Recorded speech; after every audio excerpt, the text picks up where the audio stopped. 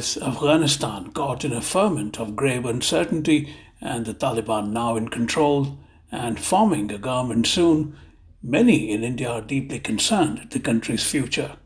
As part of that concern, 11 well known Indian public figures have issued a joint appeal which expresses solidarity with the people of Afghanistan even as it leans on the Taliban to guarantee a whole lot of measures to ensure that peace returns to that country. One of the 11 signatories to the appeal is Sudheendra Kulkarni, a well known author, peace activist, and former journalist who extensively reported on Afghanistan in the 1980s and has since visited it frequently. Even while expressing deep concern over the current situation in Afghanistan, the appeal calls on the Taliban, now in charge of that country, to ensure that no terrorist organization has a sanctuary in the country and that its territory is not used for terrorist and extremist activities targeting any country in the world, near or far. The appeal also says that the Taliban guarantee the safety and security of every Afghan citizen, regardless of their ethnicity, ideology, or past political background. It says the safety and dignity and the rights of women should be guaranteed even while protecting minorities such as Hindus, Sikhs, and other non Muslims. Sudhindra spoke to Mayank Shah Reports this morning from Mumbai. Sudheendra Kulkarni. Uh, Welcome to Mayank Shah Reports. Sudhindra, it's always a pleasure to have you on. Same to you here, dear Mayank. Wonderful to be on your show once again after a long gap. Thanks a lot.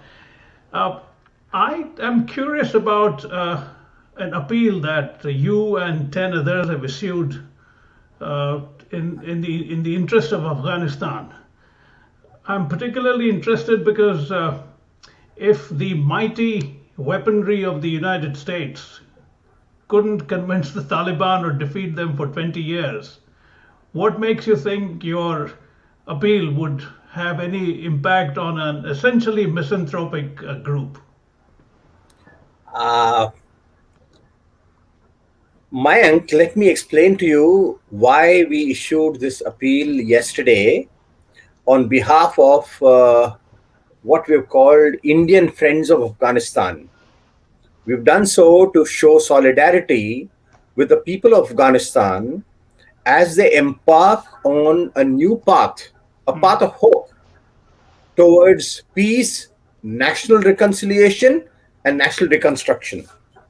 You will agree that Afghanistan has been through hell, nothing short of hell, 40 years of wars and violence.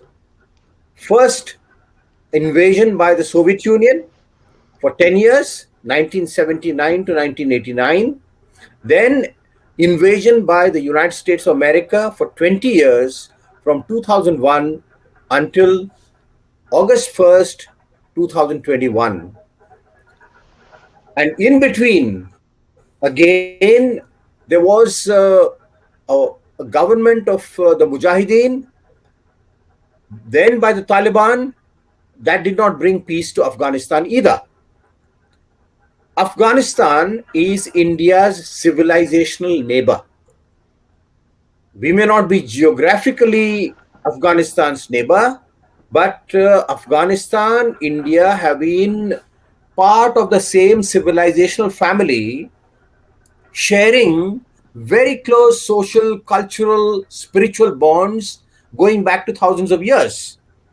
And therefore, just as in the 75th year of our independence, we celebrate our freedom from colonialism, from foreign rule, we believe it is our duty to show solidarity with the people of Afghanistan when they have recovered their sovereignty from foreign occupation and foreign war. As you have seen, amongst the persons who have issued the appeal are very experienced persons. Natwar Singh, Yashwant Sinha, both former ministers of external affairs, Manishankar Iyer, Julio Ribeiro, a hero of India's own fight against terrorism. And of course, there have been many others. So you cannot accuse these people of having any soft corner for terrorism or without any concern for India's national interest. We deeply are interested in peace in South Asia, a South Asia free of terrorism, free of religious extremism. Of course, the situation in Afghanistan is complex.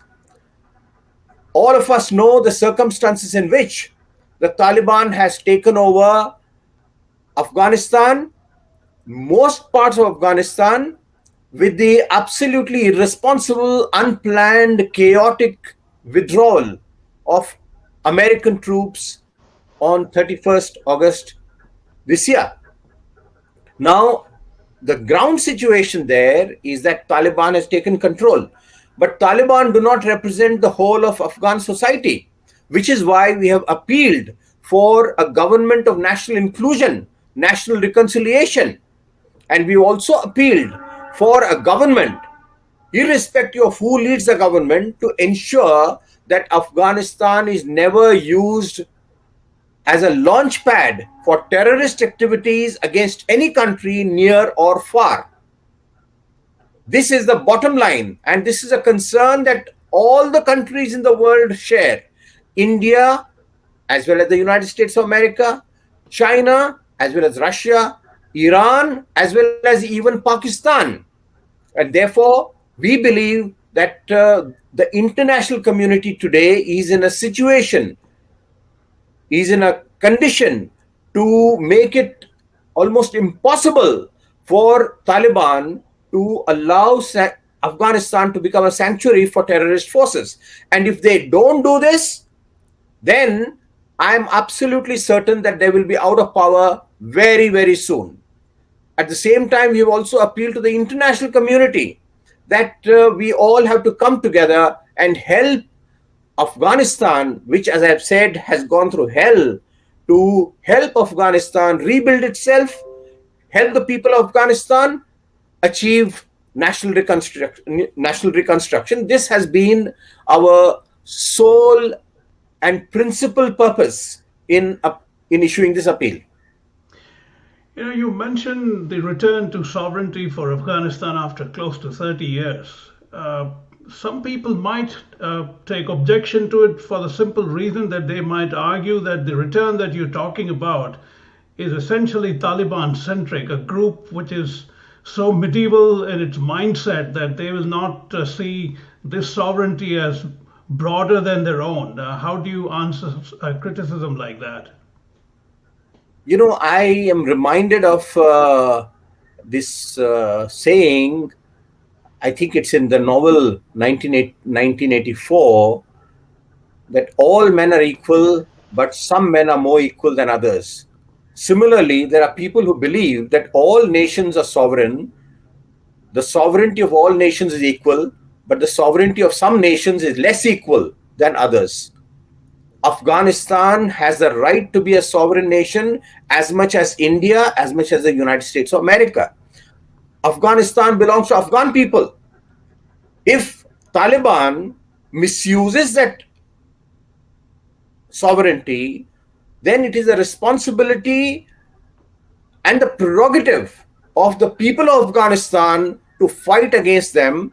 It is not the concern of any other country to take on the responsibility of ensuring that they have a responsibility to build Afghanistan. They have a responsibility to export democracy and modernity into Afghanistan. This is what the United States tried for 20 years in the name of bringing Afghanistan into modernity, and spent more than $1 trillion. And in Indian terms, in Indian currency, it's mind-boggling that America has spent over 70 lakh crore rupees. On what? What have they achieved? What have they achieved for themselves? Forget what they have achieved for Afghanistan. What has the United States of America achieved for itself? So this is a moment of honest introspection for Americans and their Western allies. And therefore, it's a welcome moment that Afghanistan today is free of foreign interference. Now, coming to Taliban, as you said, is a group that is uh, influenced by medieval ideology. That's true. Whatever they have done in the past has, I mean, it is certainly not to be supported, not to be condoned. But I am sure that the people of Afghanistan will find the right way when they decide the destiny of their nation themselves. Just as India has had the responsibility and the right to determine our destiny ourselves by driving the British out, Afghanistan has done the same, first by driving the Soviets out and then the Americans out. And it is now the responsibility of both the people of Afghanistan and the international community to ensure that there is national reconciliation, national inclusion, and this is what we all have to do together. How do you think India has handled the epic unraveling of the US engagement, especially the nearly unmolested return of the Taliban? Have we done a reasonably okay job, or we still are grappling with the confusion that has ensued? Mayank, you used the term American engagement in Afghanistan. I mean, that's a very, very mild word to It use. is. I mean, And, it's and an permit me occupation to, and invasion. Yeah, sure. and permit me to say that the right word is occupation, the right word is war, right word is invasion, in which tens of thousands of people were killed, civilians were killed. Now let's go back in time. September 11, 2001, when there was a terrorist attack on the United States of America, and the entire world condemned it. Nearly 3,000 people died. And retaliation, the United States of America attacked Afghanistan, saying that it was a sanctuary for those terrorists. Although there was not a single Afghan amongst the 20 terrorists who attacked United States of America. By attacking Afghanistan and continuing the war, bombing almost indiscriminately, and there was a time when they even dropped what they boastfully called the mother of all bombs, the mother of all bombs that killed hundreds of innocent civilians. For 3,000 Americans killed, now tens of thousands of Afghans killed. Now, is this humane? Is it pardonable? So, therefore, it is not engagement, it is invasion and occupation that has boomeranged. And at least now, American people, as well as the American establishment, should do some honest soul searching. What do Now, you read? your question was about how India has handled it.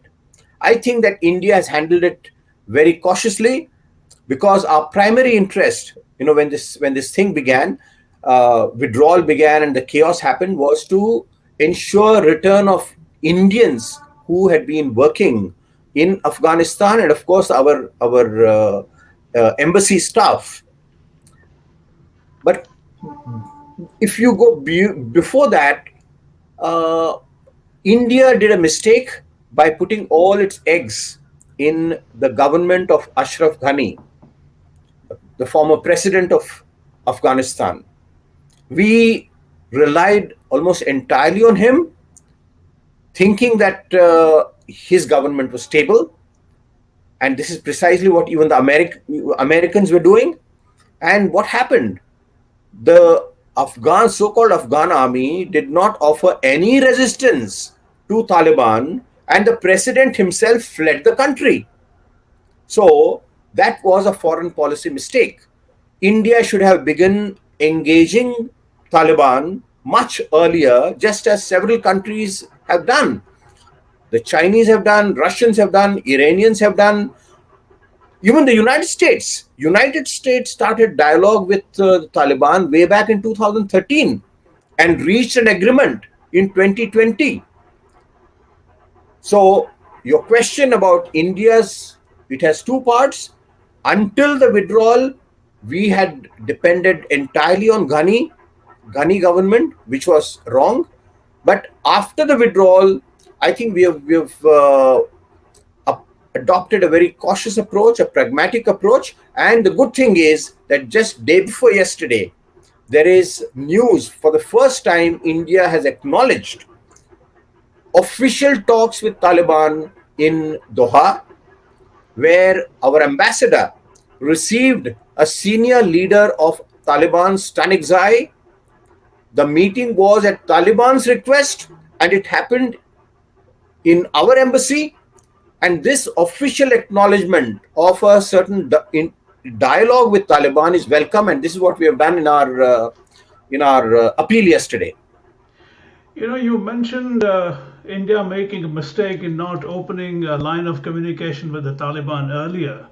The simple fact is, it's been known for at least 10 years now that the Taliban is making very significant gains. In the last 5 years, it was clear that they are going to be there soon. In the last 2 years, it was even clearer. And yet, we didn't quite jump into it, despite, as you pointed out, other countries doing that. Why do you think that is? So I was saying, Mayank, that in my understanding, there are two contradictory aspects to Taliban.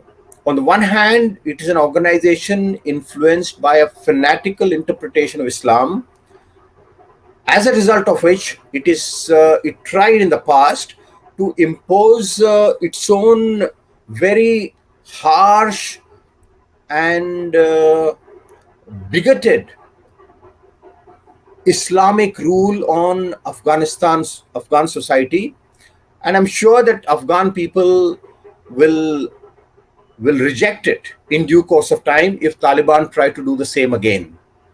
But there is another aspect. Afghans have driven two superpowers out of their country. Soviets first and then Americans. Americans or Soviets did not go back on their own.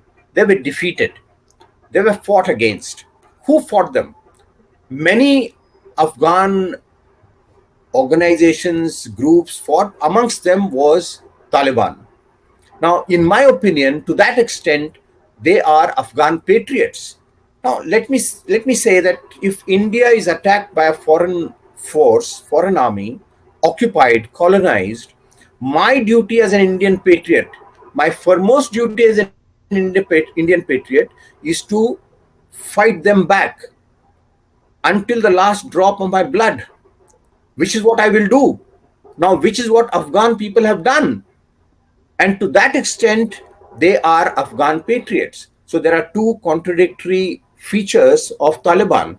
We must not simply call them some medieval ruffians and this and that, which we see in the Indian media, because the fact of the matter is they have fought against and successfully fought against a mighty power and now taken control of Afghanistan. But fighting a war is less important than governing a country. Now they have the responsibility of governing Afghanistan, which is going to be extremely challenging. And if they want to govern Afghanistan, they have to change their ways. They have to gain the legitimacy of the international community, which means that they have to abide by the resolution passed by the United Nations Security Council a few days ago. First and foremost, they must ensure that they do not allow any terrorist group to operate out of Afghanistan. Secondly, they must treat all Afghans equally, Muslims, non-Muslims, especially Hindus and Sikhs, and other Muslim minorities such as Hazaras. Equally importantly, as soon as they form a government, which is expected to happen tomorrow, Afghans must show that they treat Afghan women with respect, dignity, and ensuring their rights and freedoms. Now, this is an expectation of the entire international community. If they don't do it, I'm sure that Afghan people will take good care of them by removing them from power. And of course, the international community will teach them a proper lesson. Give me one good reason why the world and India should believe anything, specifically on the assurance that the Afghan soil will not be used for terrorist activities coming from the Taliban at this stage. What incentive do you think they have not to do any of this anymore? First of all, you have to at least listen to what Taliban have been saying. You may not completely believe in what Taliban have been saying, nor do I believe in everything that they say. But first, we should listen to what they are saying. They are saying that they will not allow any terrorist organization to operate from Afghanistan, and they want good relations, friendly relations, peaceful relations with the entire world, no country excluded. They have given a very specific assurance to India. Now, you ask me if there is a good reason, but the fact of the matter is that every country today in the region, that is in the geographical neighborhood of Afghanistan, is worried about terrorism. Now, let's look at China. Is China less concerned about terrorism, Islamic extremism? They are fighting a big a menace of separatism in their own country in Xinjiang. So, will they allow Afghanistan to be used by separatists from Afghan soil? I mean, that would be ridiculous to believe that China would like that to happen. Russia has several Central Asian republics which are Muslim majority. Do they want Uzbekistan, Tajikistan, Kazakhstan, Turkmenia to come under the influence of religious extremism? No. Russia has a similar concern. Now let's take the United States of America.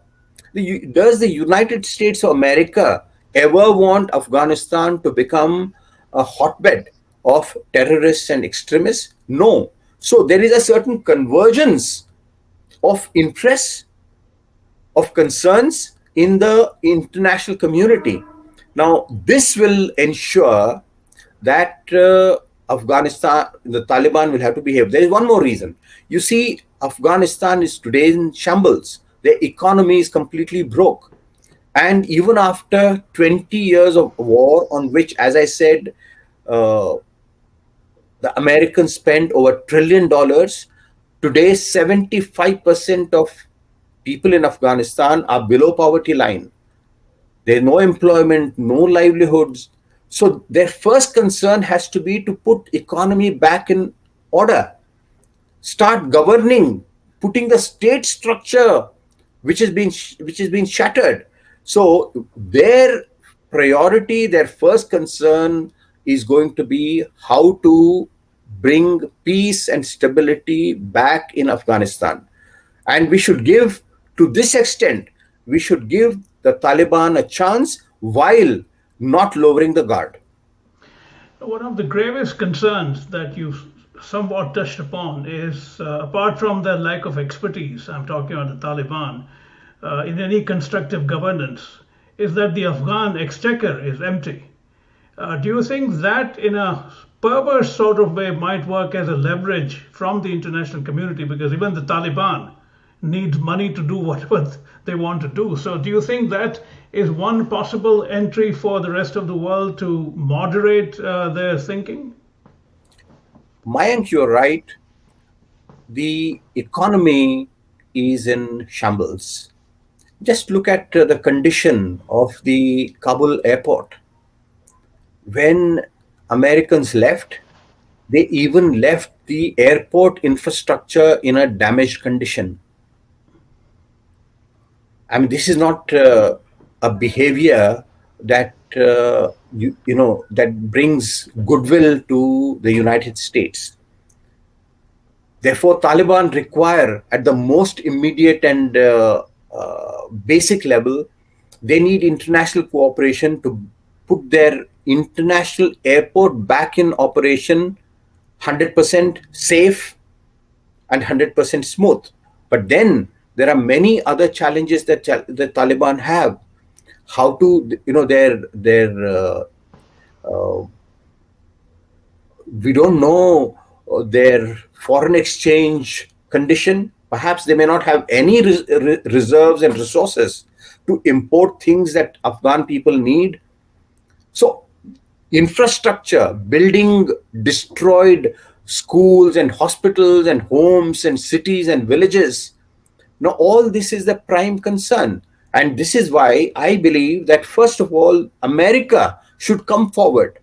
They have created the mess. They should at least take some responsibility in contributing to the rebuilding of Afghan society, infrastructure, economy, but not United States alone. Even other countries should do it, including India.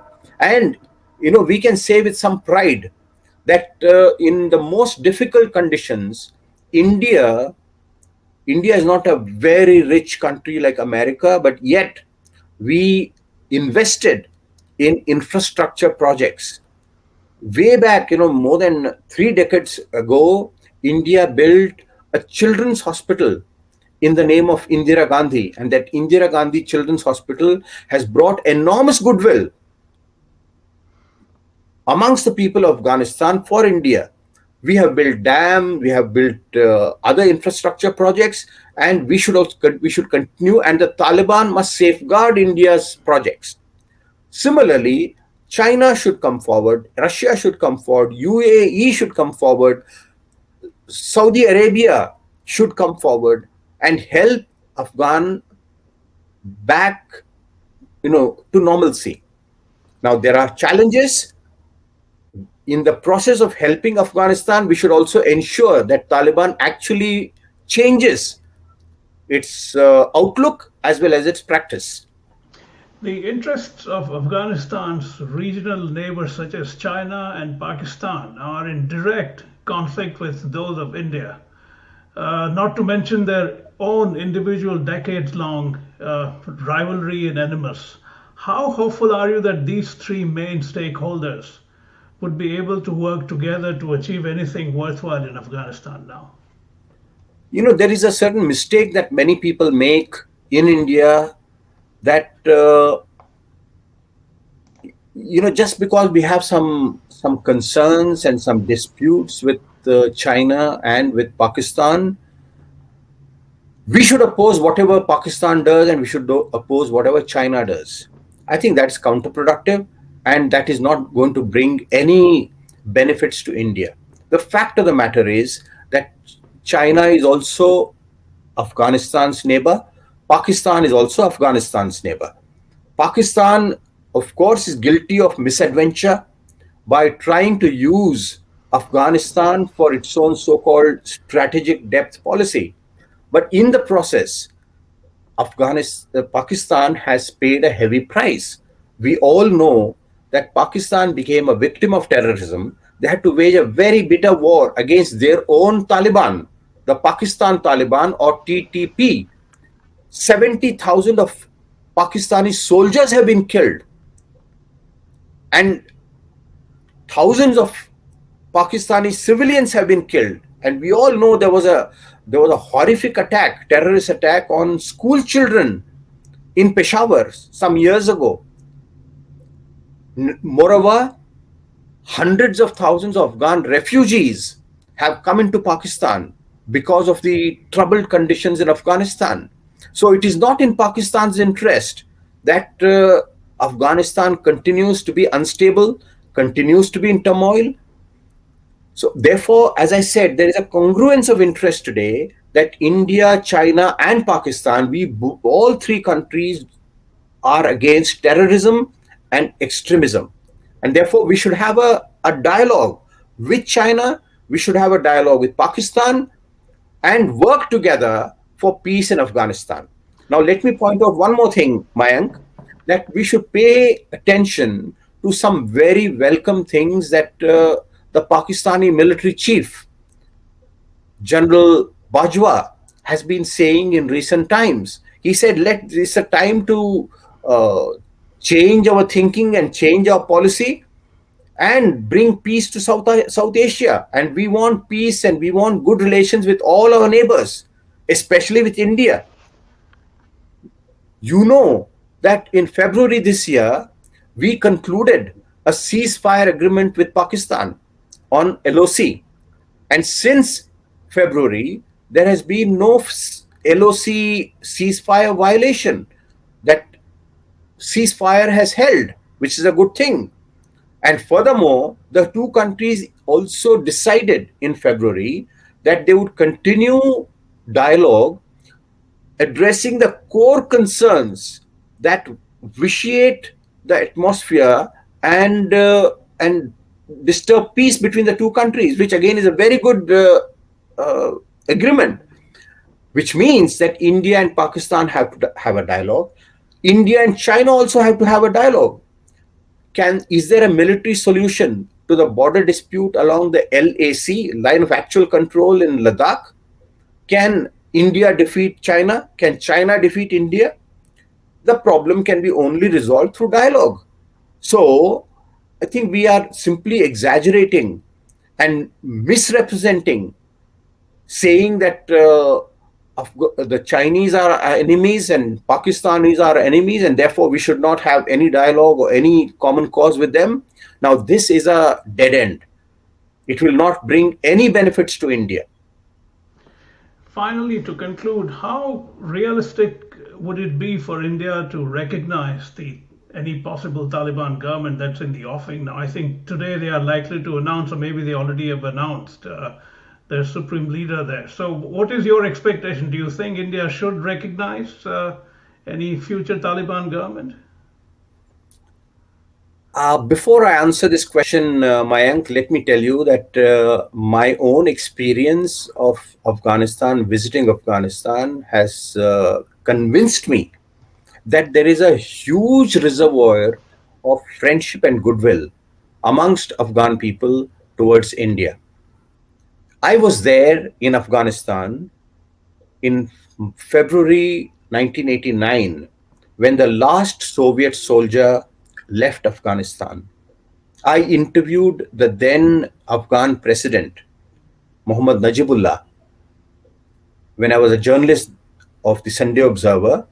I covered that event. I had visited Afghanistan even earlier, and therefore it is in India's own interest that we continue our good relations with Afghan people.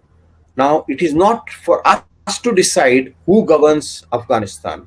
Can we decide that so and so should be the president of Afghanistan, so and so should be leading the party? That's for Afghan people to decide.